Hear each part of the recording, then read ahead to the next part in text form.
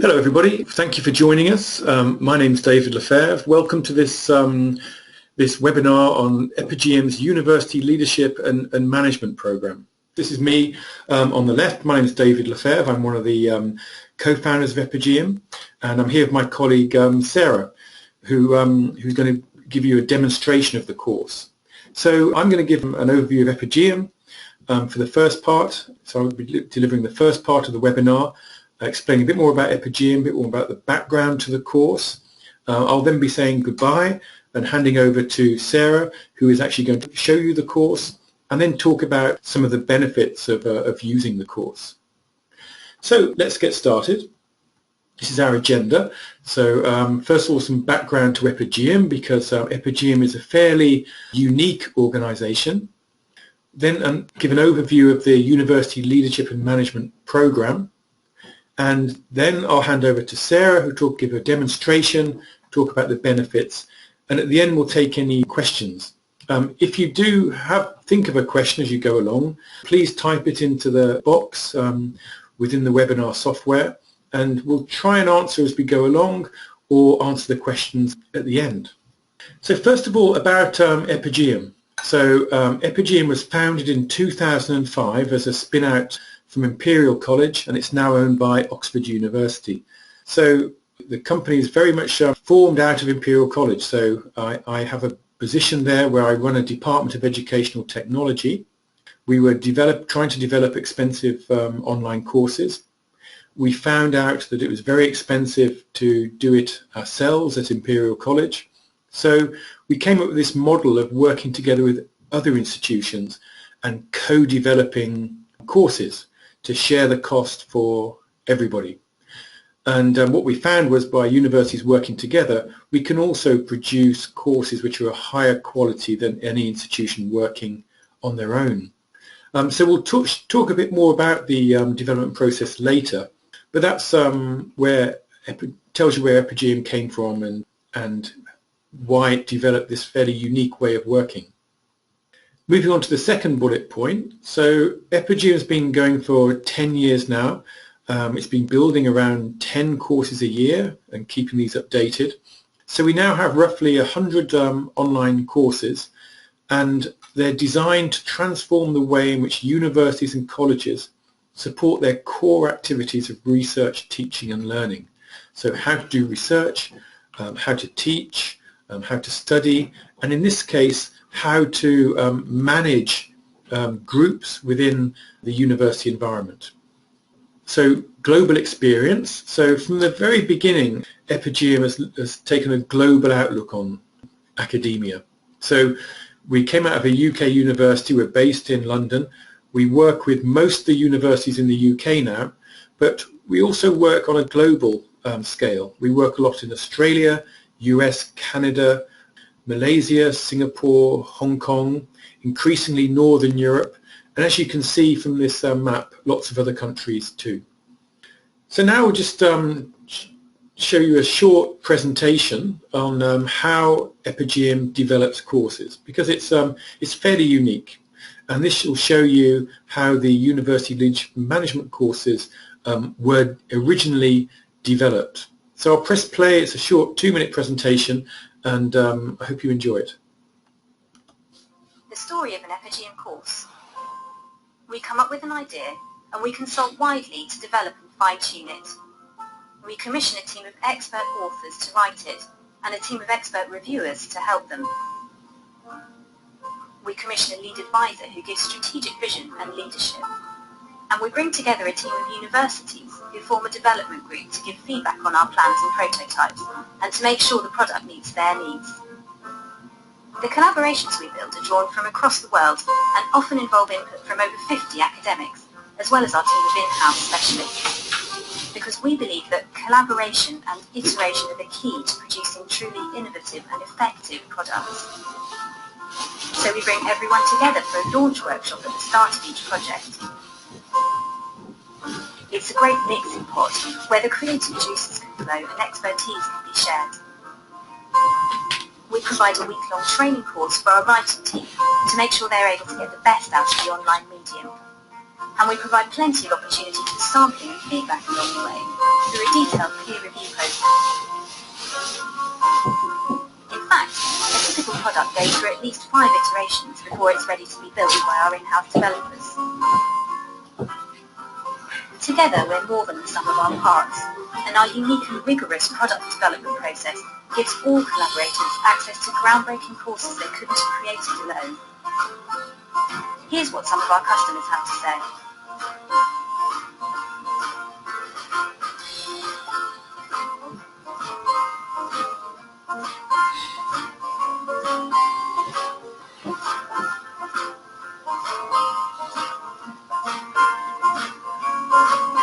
Our products are used by over 200 institutions in 25 different countries.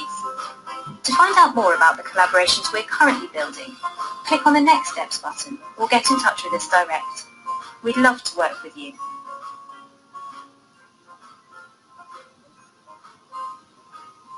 Okay, so hopefully that tells you a little bit more about Epigeum and the way in which we build our courses, including this one. So the next question is about this particular group in particular, University Leadership and Management. So why a course for university leaders? Well, I think there's 2 reasons. A common experience for many people within universities when they move into management is that they don't receive the training to do that position.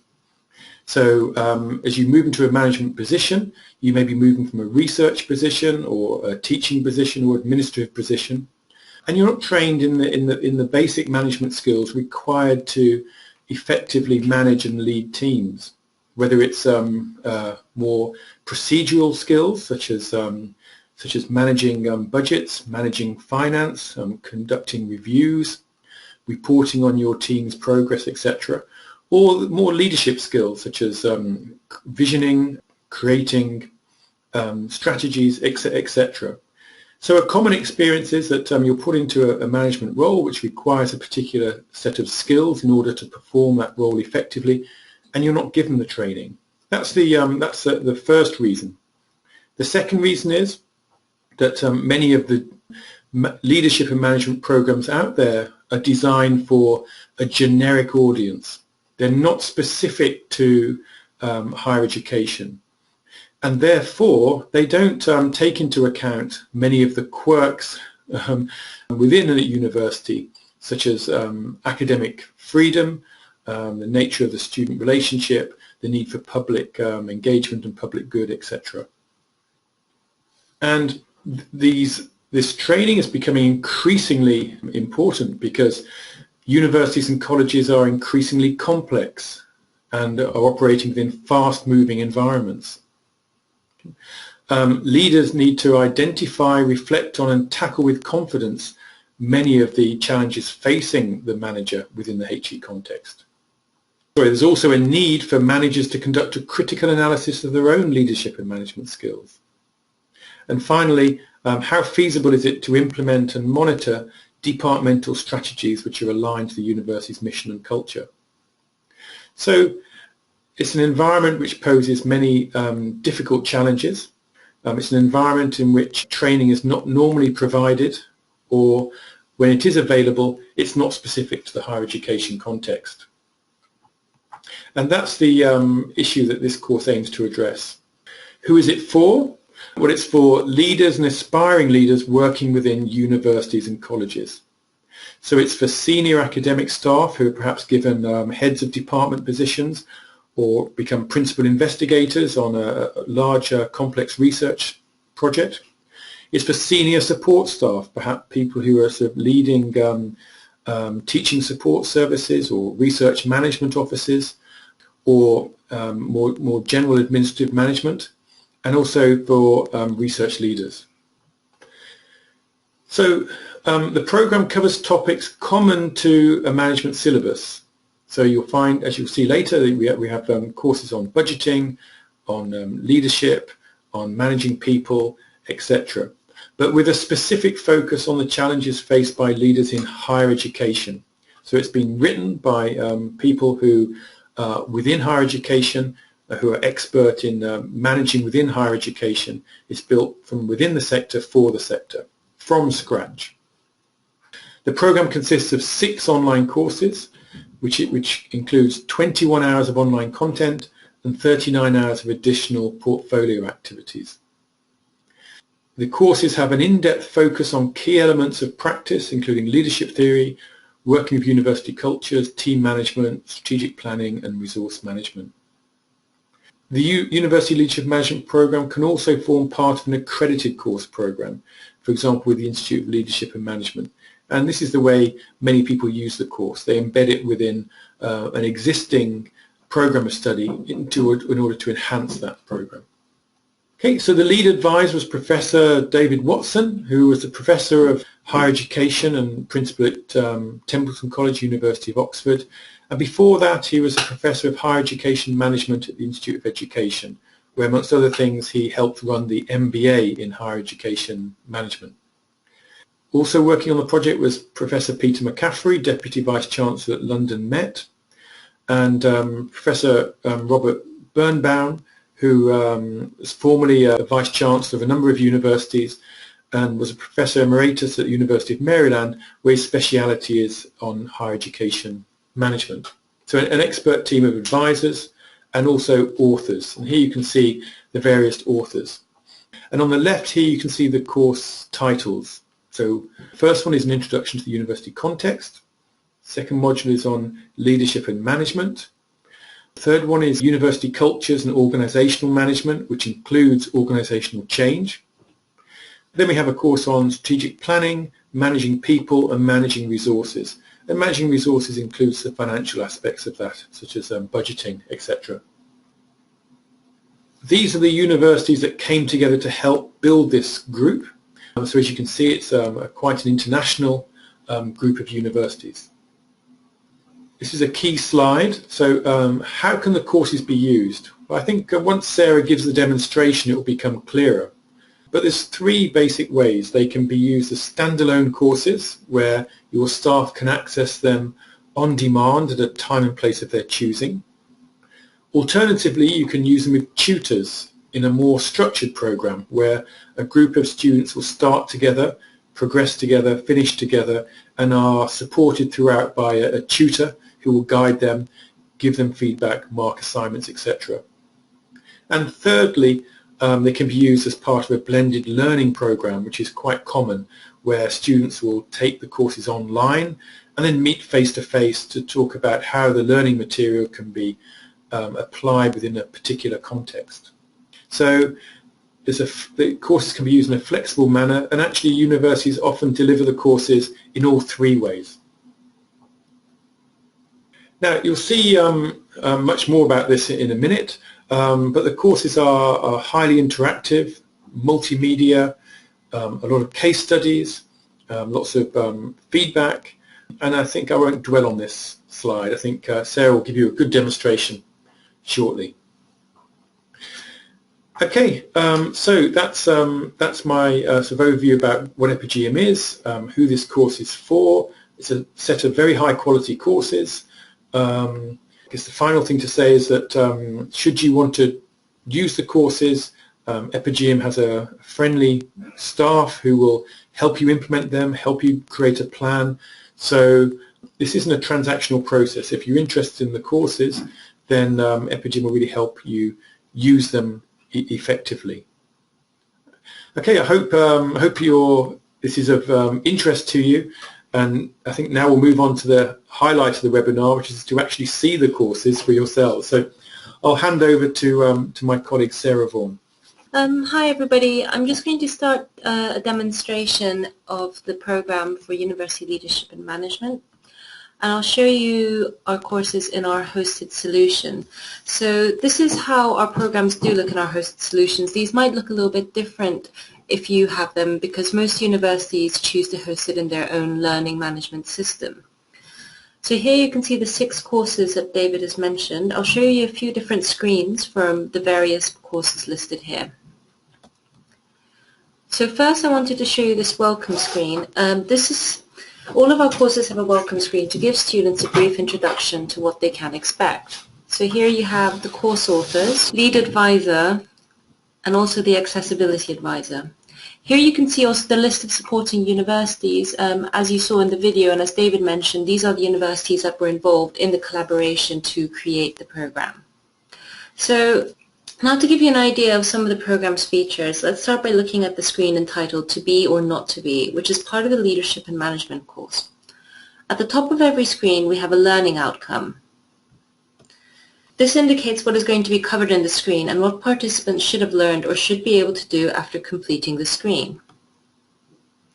We also offer an estimated duration for each screen. Here it's 5 minutes, so that students have an idea of how long it's likely to take to work through the screen. These estimates include time to watch videos and complete activities, and the screens vary in length throughout the program.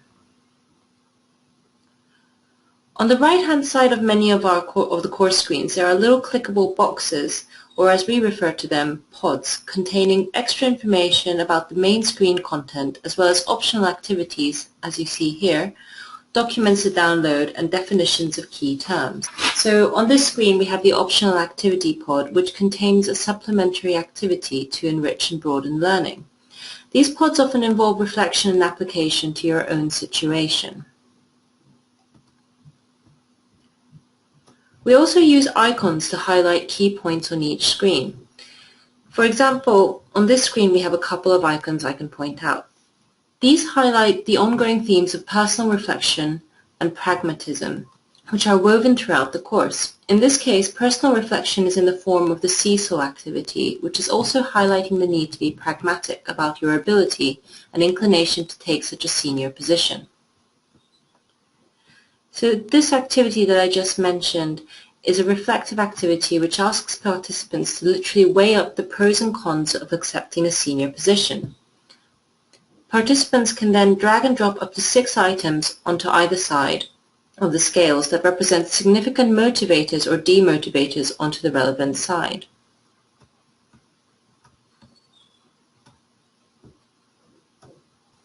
Once the activity has been completed, participants can also view feedback by clicking this button here. On this next screen, I'd like to show you an activity which gives a clear and visual way of presenting the managerial responsibilities of the heads of department, again showing the underlying structure of the material. So by clicking on each section, you can find out more about the key responsibilities in each area.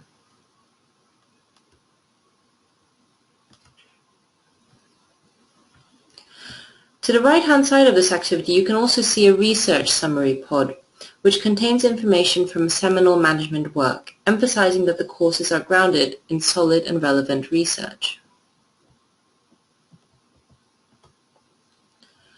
The second activity on this screen allows for a detailed reflection on the participant's own personal situation, which leads to feedback helping participants to identify potential areas of conflict. You rank each responsibility to be of either high, medium, or low importance to the head of department and also the dean respectively.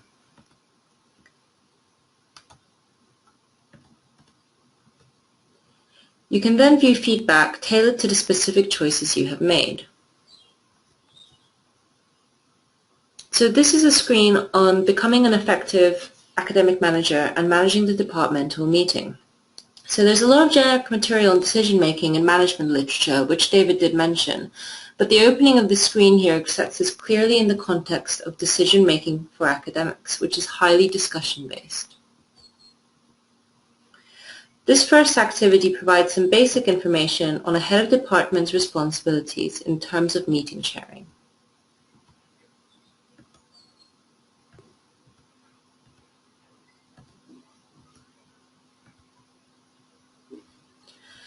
The information is immediately applied through a case study video drama which demonstrates more eloquently how things should or shouldn't be done. Do you have any difficulty finding a parking space this morning? This just seems to be About it, I'm thinking about cycling. Yeah, I drove that for ages. I found. Did you? Yeah. Oh my gosh. The participant is then asked to extrapolate information from the video by dragging and dropping elements featured in these columns. The completed activity forms a guide to good practice, which is far more memorable since it has been built by the participant, not handed to them on a plate. So if you get the correct answer, it drops into the correct box. If you put it into the wrong place, it does tend to bounce back to the top there. So finally on this screen, you will also find an optional activity pod which draws together all the lessons from the screen and includes a template for peer review of the participants' performance in sharing meetings and encourages self-reflection in order to identify steps needed for improvement. I would also like to point out another key feature of our courses on this screen. All our video clips have transcripts for accessibility purposes. It is also worth mentioning at this point that all our interactive screens have an accessible counterpart containing flat text. These printable versions are compatible with screen readers, useful for those who are unable to use the interactive version for any reason. So this is the printable version right here with all the activities listed. So on this final screen that I'd like to show you, the first activity on this screen on the transition process applies a fairly abstract theory of organizational change through a case study using characters who are woven throughout the program of courses. Realistic and engaging problems are faced by Daniel, and here you can find out more about his and his colleagues' view.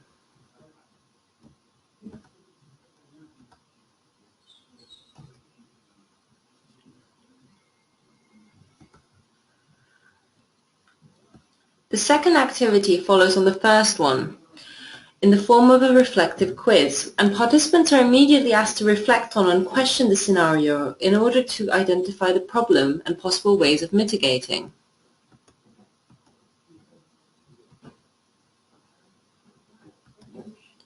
And finally, the third activity on this screen returns to the case study to see what Daniel actually did and how he turned the situation around.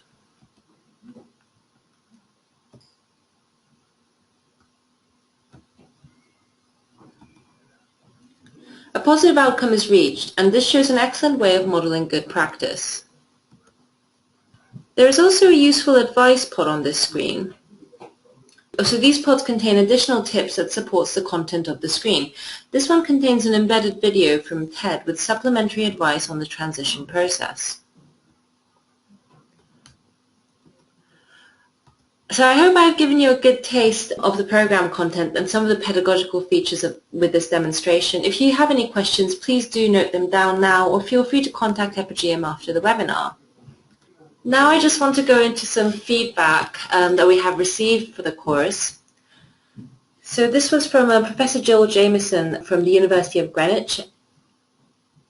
She says, the 6 courses that make up the Epigeum University Leadership and Management Program provide a unique, excellent guide for leaders and managers at all levels, including departments, research groups, institutes, and entire universities. Designed specifically for the specialist environment of higher education, all of the courses can be tailored by the Epigeum team to meet your own internal and external personal and professional needs. I have no hesitation in strongly recommending these courses. So all of the courses can be tailored to meet your institution needs. The pods can be customized, and we also have an implementation team in-house who can help you implement these courses within your institution as well. So this is some more feedback from Robert Birnbaum from the University of Maryland.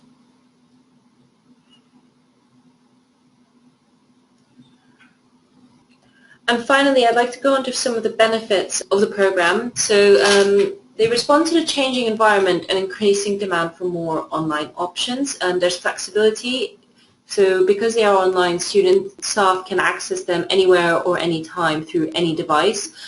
These are accessible now through mobile phones, tablets, so you will be able to access them whether you are at home or out and about. So you can also tailor the courses to the needs of your institution. As I said, we have an implementation team in-house who will be able to support you in making this work for your institution, for your staff, and to ensure that they get the most out of the program. The program also saves time and money compared to creating the resources in-house. We have already created the materials. We have worked with an expert team of advisors and authors. And we also had a lot of input from the universities that were involved in the collaboration. So we hope that the material will be relevant and of interest to your staff. Another thing you can do is keep track of the progress, so you can see who has completed the courses, the results of the course quizzes, and you can monitor this as they go along. Thank you very much for listening so far. If you have any questions, please do type them now into the questions pane. So we have one question. Yeah, I think this is a very a good point. The question is about translating the concepts learned in the course into actual behaviours and actions. So what you have in the course is an acquired body of knowledge of good practice. So it's evidence-based. There's a lot of guidance and advice in best practice in all aspects of higher education management, and these are presented, but they're fairly generic. And the challenge for the delegates is to apply those knowledge and skills within a particular context, and people need help in doing that. So there's two ways there's probably three primary ways in which the course facilitates this. One is feedback provided by the interactive materials. So all the way through the courses, students are encouraged to reflect on how the material can be applied in their context. So that's the first level. The second level is if you have access to tutors on the courses, then all the way through the courses there's what we call portfolio activities and optional activities where the delegates on the courses are asked to actually not just consider how the material can be applied, but also produce a document of some kind. So go away, apply the knowledge, then produce a document of some kind, which is then submitted to the tutor, and they can then have feedback. So those tutor-led activities are built all the way through. And then finally, maybe one of the most common is that is via blended learning. So delegates study the materials in advance of a workshop. Then the focus of the workshop is really on applying the knowledge and skills gained within the context of a particular institution or within a particular department. So this can be discussion-based or through role-playing or more action-orientated behaviour where the delegates are asked to actually do something and then bring the results to the workshop. So those are the three different levels. I hope that answers your question, Bill. Thanks, David. Great. So on our final slide here, we just have some information for our Head of Academic Partnerships. This is Wendy Harbottle. If you want some more information about pricing or for a free trial, please contact Wendy. You can either reach her on her mobile or drop her an email, and she'd be more than happy to get back to you with further information about the course and some more details about how you can access a trial. If you do have any questions or think of anything else you'd like to ask us, please do drop us an email and we'd be more than happy to help. Thank you very much for attending this webinar today, and I hope you enjoy the rest of your day. Thank you, everyone. Bye.